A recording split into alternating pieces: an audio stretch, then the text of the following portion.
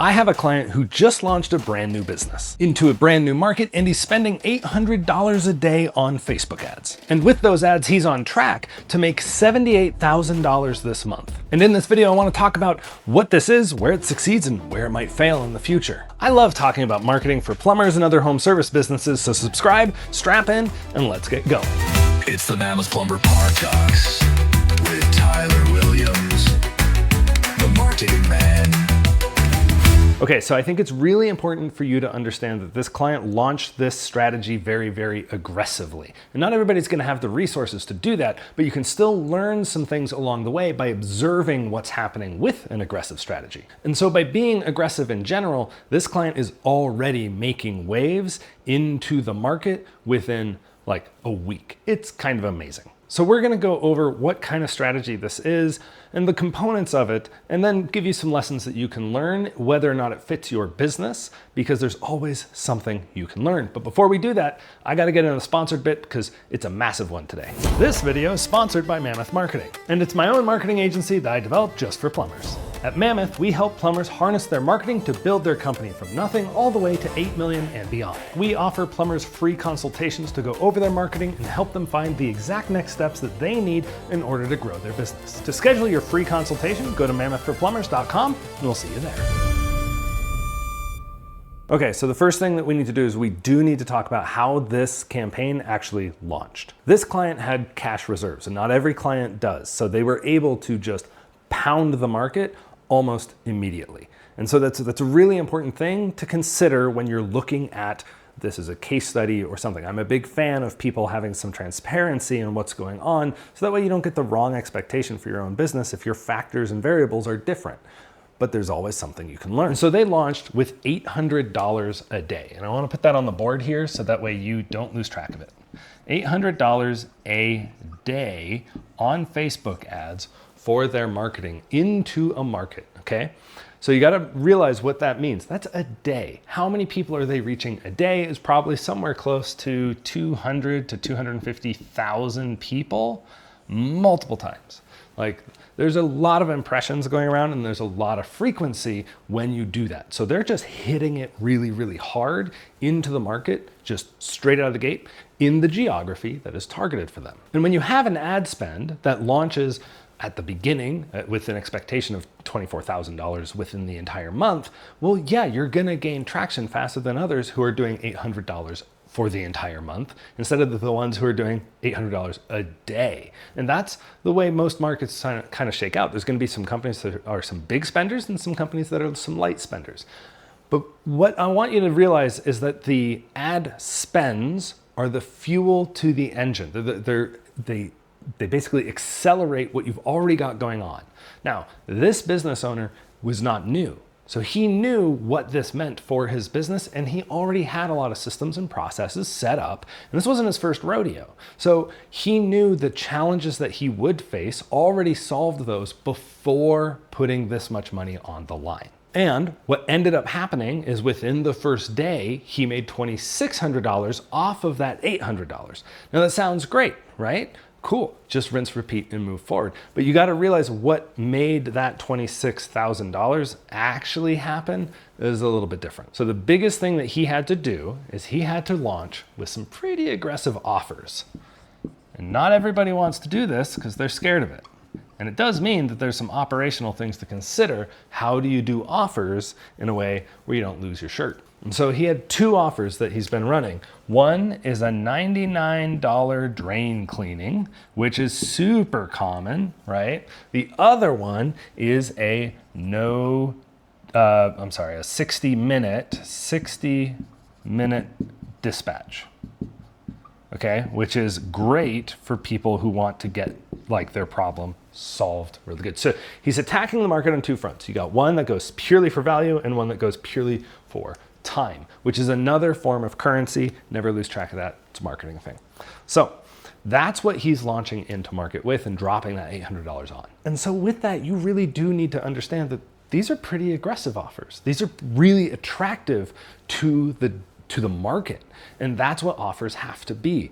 I see a lot of people trying to use offers, but what they're doing is offers in a different way. And we're going to dive into that in a minute, but it's really important to understand that your offers resonate with the audience that you're trying to push them forward into. So when you take those offers and you blast it out to 200,000 people a day, what happens? Well, it's a lot of volume going out, right? Which means he gets leads. Now, when you do an offer like this, you have to realize that anytime you do marketing, you open yourself up to leads, and not every lead is going to be good, right? Word of mouth, the percentage of leads that are of high quality are much higher because they come with built-in trust. When you're dealing with anything that's an offer or advertising related, you end up getting a lot more leads, but not all those leads are going to convert. So you end up feeling like the leads are of lower quality, and I guess you could say that on average they are, but that's just the nature of advertising. You can't control how people are going to react to a certain point. And so you just kind of have to go, all right, well, we're going to go after volume. And what that does is it puts you into a lot more at-bats. And those at-bats are where you do your upsells. Now, what this client realized was, okay, I'm going to have to dispatch and go out and give estimates and do this stuff and not make any money. But there's going to be a few customers out there where there's the work that they want us to do, and there's more that we could do on top of it and actually give the customer really good service. And then we walk away with more cash and we've got the customer. And even for those customers that didn't convert into a higher ticket, well, they're still customers, right? You just won't see the realization of that revenue until way later on down the road, because what do you do when you get in front of somebody? You get to market even harder, because those at-bats build rapport, right? And so if you can get across the threshold, if they have a really good experience with you, well, then the next time they have a plumbing problem, if you are doing your job right, like, they're going to call you and not run to Google and not look for anything else. Now, not every company has the time that they can wait for a big chunk of people to turn into paying customers. So it's a game you have to play with how big your business is, what your runway looks like, what your resources are, and all of those things. But in this case, this client knew that he was structured well enough, because this, again, it wasn't his first rodeo. He was run another plumbing company in another market before, and he was like, I think this will work for me. And he launched into market. And so he was able to get his technician into more homes. And then that led to $800, $2,600 on the back end. And that's how he's making money right now. And since I gathered the stats for this, he's actually had even more success, because what ends up happening is as the marketing goes out, you will see the results start to get better and better, because yes, you tune the campaigns, but you know what else you do? You end up soaking into the market more. Remember, he was brand new. Nobody knew who he was. Nobody knew what this company was. Now he has more reviews. Now he has more play. The frequency is going up on these same 200,000 people over time. So he's getting to be more and more convincing the longer he stays in market with his advertising. A lot of people will cut their advertising off at certain times, and they wonder why the market doesn't trust them or why the market isn't reacting. Well, it's because you aren't soaking them in your company in any way. So you kind of like reset the clock on that brand awareness jump. So keep that in mind with this. So if I told you for every $1 you spent, you're going to get $3.25 back, you'd probably take that bet, right? So $800 to $2,600. That sounds like a great way to do it. But sort of the pushback that I've seen is people don't want to be that aggressive, or they don't like the way the offers are structured. And so they start changing things. Well, then you end up changing the psychology of the offers. So let's talk about these offers a little bit more. So let's say you go into market with a different kind of offer. Rather than doing, let's say, $99 drain cleaning, let's say you're going to do $50 off drain cleaning. So what you've got is you've got $50 off against a $99, I'm just going to go DC for drain cleaning, okay? So what you end up with here is you have two separate offers that are competing. Now, they're not competing if nobody's doing a $99 drain cleaning in your market, but most markets have that. Most markets have some private equity company or another plumbing company actually being aggressive. So you have to realize that is the market, and how are you going to play with it? So when you get into the $50 off versus the $99 drain cleaning, when you were looking at those, I don't want you to look at them as though you were a plumbing company owner. I want you to think of them as if you are a homeowner. What is the difference? Because there's a massive difference between these two. When you're looking at them at face value on a coupon or on a website or on an ad from Facebook, right? The biggest difference here is a variable. $50 off is a variable. So it's going to vary depending on how the customer, like what needs to be done in the home, how much your drain cleaning is anyway. And so it leaves these questions in their mind of like, well, I could get a $50 off, but what is the true value of a drain cleaning, right? And instead you have one that is static, okay? And that's the $99 drain cleaning. What you have here is you have an offer that doesn't change. You're not gonna show up and change things on them. What you're gonna do is show up, you're gonna stick to your offer, but then you're going to explain other things that you could do if there's work to be done. And there's not always gonna be work to be done, right? But then you've got a $99 drain cleaning. What you have done is you have paid for that lead through Google or Facebook, in this case it would be Facebook, and the customer knows that that is the promise. The promise doesn't have a variable attached, right? So think of it like fixed rate mortgage and variable mortgages, right? You're not gonna wanna do a variable if you know what a fixed rate is. Like, I know there's some other static things about variables or whatever for mortgages, but that's kind of the thing. Like for me, any day I would go after the static offer over the variable one. And what that means is there is a promise that's being stated inside of the advertising that the customer can actually pin their hopes and dreams on, right? And if you can find a way to facilitate it in a way that doesn't take advantage of the customer, which is completely possible, then you're going to win this battle of the wills. Because what ends up happening in most markets, when clients I've seen like really want to do the $50 off instead of a $99 drain cleaning, what happens is the customer is caught in between the two and they're trying to make a choice. Which company would you choose is honestly the only question that you should be asking when you're asking whether or not your offer is stronger than your competition's. And the offer is what's going to be the attractant when you don't have brand loyalty in the market. Okay, so when you're doing things like Google ads, when you're doing things in a market that doesn't know you, when you're trying to break new ground into a territory, this is really important to understand. You're not marketing in a silo. They're seeing ads for everyone else, and your advertising and the way you present your company has to stand above everybody else, including the offer itself. And that's largely because when you run an offer, that's going to control how many at-bats you have, which controls how many upsells that you can do and how many golden opportunities out of all those opportunities you can find in general. It's a needle haystack sort of situation, but it's just the truth of the way advertising works. Now that you know about the offers and sort of the budget and everything, the next barrier that I keep seeing is expectation drifts, okay? Like we work with plumbers who spend all the way from $25,000 to $3,000 on their marketing, right? So there's a big spread between that. But one of the things for newer companies, because they aren't as well versed in the world of advertising and marketing, is they have a tendency to feel like they should be getting a $78,000 return on their advertising when they're spending $3K and they're not spending $24K. Like they just haven't backed up and done the math. But what happens is if you are spending a fraction of what somebody else is into market, there's two things you need to be aware of. You're going to grow slower. It's just, and maybe you have to because of actual constraints on your business that you haven't figured out yet. But what happens is the expectation that a lot of people have is they hear these golden stories like this client of mine, they're on track for $78,000. Cool, that sounds wonderful. With Facebook ads, great.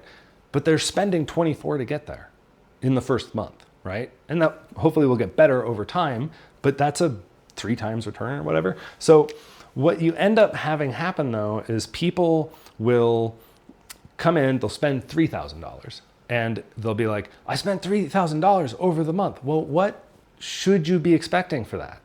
Honestly, your company isn't going to be as powerful into market. So you might go, if you just do the math straight out, you might go like, okay, so this will be, you might net like $7,500 back on that $3,000. Okay. Or yeah, let's say 7,500. No, let's move this to 9,000 because then we're one-to-one with like 3-time return. Okay, so $9,000 back. The problem that you run into though is when you are less aggressive, you have less power into a marketplace usually. And so your return ends up being less than the 3x and you might get a 1.5x, in which case you make $5,000, let's say, back. And then you're like, okay, cool, I made $5,000. And my math might be a little squishy here. I don't usually do math on the fly.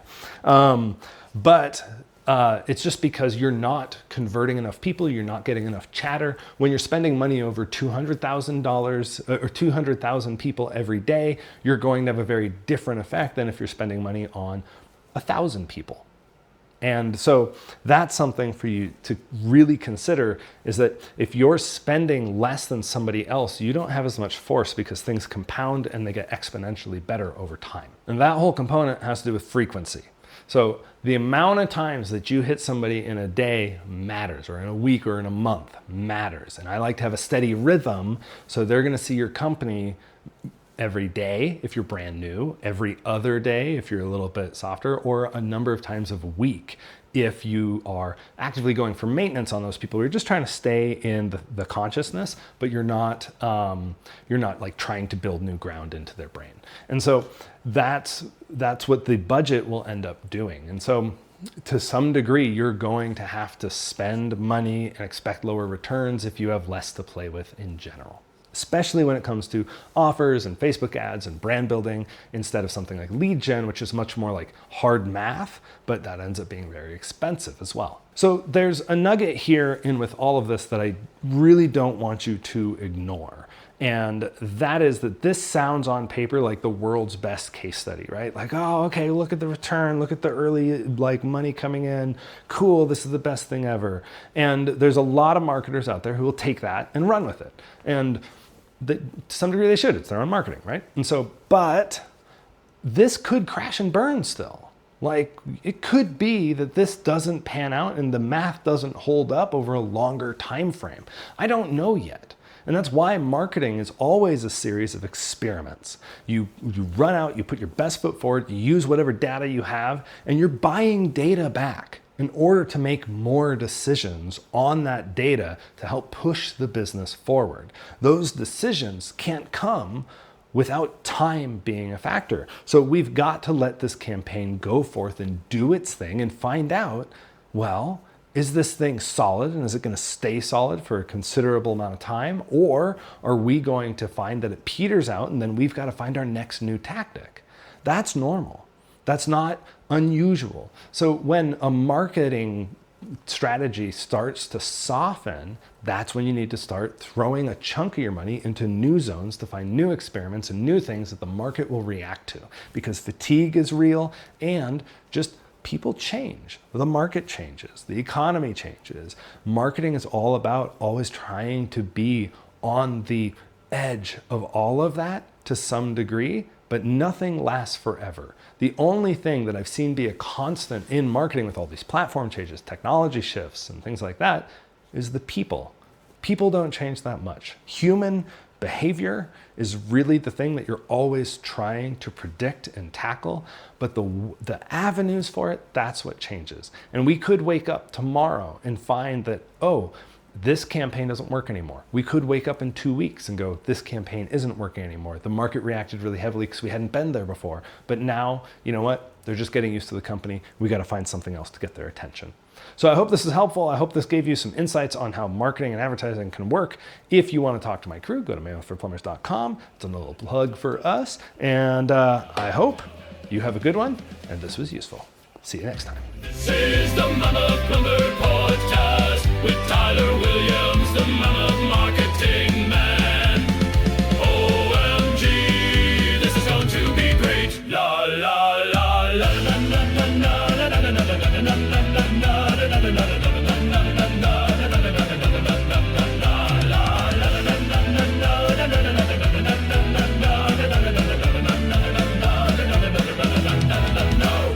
This is a Mama Plumbing Podcast with Tyler Williams, the Mammoth Marketing Man. OMG, this is going to be great. This is the Mammoth Plumber Podcast with Tyler Williams, the Mammoth Marketing Man. OMG, this is going to be great. La la la la la la.